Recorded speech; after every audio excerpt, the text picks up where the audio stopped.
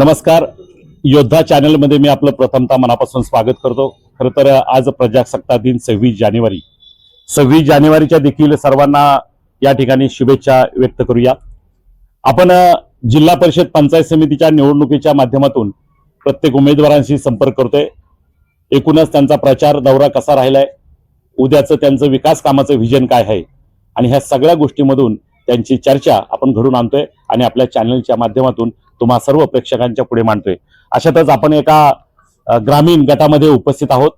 त्या जिल्हा परिषद गटाचं नाव आहे कुरुळी आळंदी ग्रामीण जिल्हा परिषद गट आणि या गटातील शिवसेना उद्धव बाळासाहेब ठाकरे पक्षाच्या अधिकृत उमेदवार ज्या मशालीच्या चिन्हावर अधिकृतरित्या निवडणुकीला सामोरे जात आहेत त्या विनयाताई सुधीर मुंगसे.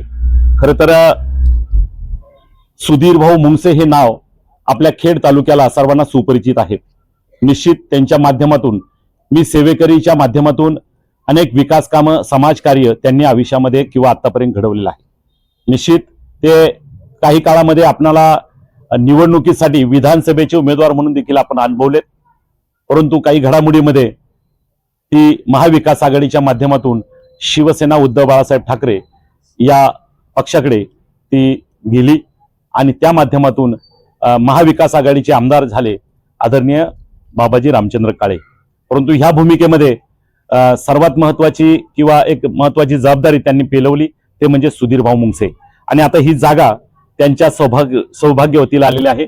अर्थात ही जागा महिलेसाठी राखीव असल्यामुळं किंवा 50% आरक्षणामधून जिल्हा परिषदेच्या माध्यमातून ही जागा त्यांच्या सौभाग्यवतीकडे आलेली आहे आणि म्हणून त्यांचा प्रचार या ठिकाणी आपण पाहतोय. अनेक महिला भगिनी त्यांच्यामध्ये सहभागी आहेत. जाऊया आपण त्यांच्याकडे समजून घेऊया, जाणून घेऊया कशा पद्धतीचा प्रचार आणि एकूणच संपर्क जनतेशी ते करतायत. ताई, तुमचं नाव काय? वर्षा विशाल मुंगसे. मला सांगा, केव्हापासून तुम्ही प्रचार करताय? साधारण 2-2.5 महिने झाले आम्ही ताईंचा प्रचार करतोय. कसं वाटतंय की जेणेकरून प्रचारादरम्यान मध्ये जनतेचा त्यांना आशीर्वाद कशा पद्धतीने लाभतोय? खूप छान आशीर्वाद जनतेचा लाभतोय. आम्ही जिथे जिथे प्रचाराला गेलोय तिथे तिथे खूप चांगल्या प्रकारे आम्हाला रिस्पॉन्स मिळालाय. ताईंचा सत्कार प्रत्येक घरी, गावोगावी सगळीकडे व्यवस्थित झालाय. महिलांनी पण आम्हाला खूप सपोर्ट केलाय. आपण ऐकलंय महिलांनी चांगला सपोर्ट केलाय. प्रत्येक ठिकाणी स्वागत झाले. अजूनही काही महिला उपस्थित आहेत. आपण ताईकडे जाऊ. दुसऱ्या ताई, तुमचं नाव सांगा. माझं नाव स्मिता योगेश विरकर. कशा पद्धतीनं तुम्ही आता प्रचारामध्ये एक साधारणतः 1-2-3 महिने प्रचारामध्ये उतरलेला आहात, परंतु काम करत असताना, प्रचार करत असताना लोकांच्या आपल्या उमेदवाराकडून काय अपेक्षा आहेत असं वाटतं? लोकांच्या अपेक्षा म्हणण्यापेक्षा त्यांनीच आज 3-4 महिने झाले सर्व गावांचा सर्वे केलेला आहे आणि प्रत्येक गावामध्ये काय काय समस्या आहे हे त्यांनी जाणून घेतलेले आहे. फक्त आता आम्ही त्यांना साथ देऊन ह्या उमेदवारीला त्यांना निवडून देऊन ते काम ते म्हणजे सक्सेसरित्या पार पाडणार ही आमची गॅरंटी आहे.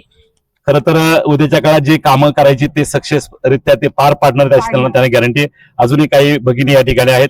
ताई, तुमचं नाव सांगा मला. मी वर्षा पांडुरंग भैले. मला सांगा, बऱ्याच दिवसापासून तुम्ही प्रचारामध्ये या ठिकाणी एकत्र आहात.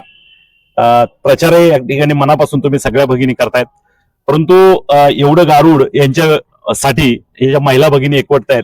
हे सगळं कशामुळे घडतंय की जेणेकरून ह्या महिला भगिनी सगळ्या आपल्या उमेदवारांच्या बरोबरीने आहेत? काय त्यांच्या स्वभावातला एखादा काही वैशिष्ट्यपूर्ण गुण काय आहे? त्या आमच्यासाठी एक मैत्रीण म्हणूनच आहेत. विनयताई त्या एक मैत्रीण म्हणून तुमच्यासाठी त्या आहेत आणि त्या मैत्रिणीचा धर्म म्हणून तुम्ही सगळ्या मैत्रिणी एकत्र आल्यात आणि त्यांचा उद्याचा प्रचार करतायत. तुम्हाला असं वाटतंय की उद्या तुमची मशाल विजय होणार? हो, 100% मशालच येणार. मशाल विजय होणार. अजून बघूया, अजून कोण बोलतंय इकडे? हा, या पुढे या. सावकाशा. काय ताई नाव तुमचं? लक्ष्मी राजाराम मुंगसे, माजी सरपंच केळगाव. वा, या ठिकाणी लक्ष्मी राजाराम मुंगसे माजी सरपंच केळगाव त्या देखील समाजामध्ये चांगलं काम केलेल्या माजी सरपंच आहेत. त्या देखील प्रचारात मग्न आहेत. खरं तर ताई, मला सांगा, तुम्ही निवडणूक यापूर्वी लढवलीत ना पूर्वी? हो. मग आज जिल्हा परिषदला ताईंना निवडून देण्यासाठी तुम्ही एकत्र आलात. हो. काय सांगाल, कसं नेतृत्व आहे तुमचं? उद्याच्या काळात कशा पद्धतीने ते काम करतील असं वाटतं तुम्हाला? त्या म्हणजे त्यांच्या याच्यातून म्हणजे त्या वडिलांच्या त्यांच्या वारसा हक्क असल्यामुळं ते अगदी व्यवस्थितपणे इथून पुढची ते सगळं जे आहेत ना काम करतील. सगळं काम ते व्यवस्थितरित्या पार पाडतील आणि करतील. खरं तर महिलांना 50% आरक्षण आणि त्या 50% आरक्षणामधून ही जागा महिलांकडे येते. तुम्हाला त्याचा आनंद वाटतोय? खूप खूप आनंद वाटतोय आम्हाला. तुमची जे माझी लेक म्हणूनच मी उभी केलेली आहे तिला आणि ती आमच्या गावासाठी आमच्या केळगावचं भूषण राहणार. इथून प्रत्येकाची गाठ भेट घेऊन त्यांना विनंती करून सांगितलंय की मशाल ही आपली विजयी झालीच पाहिजे.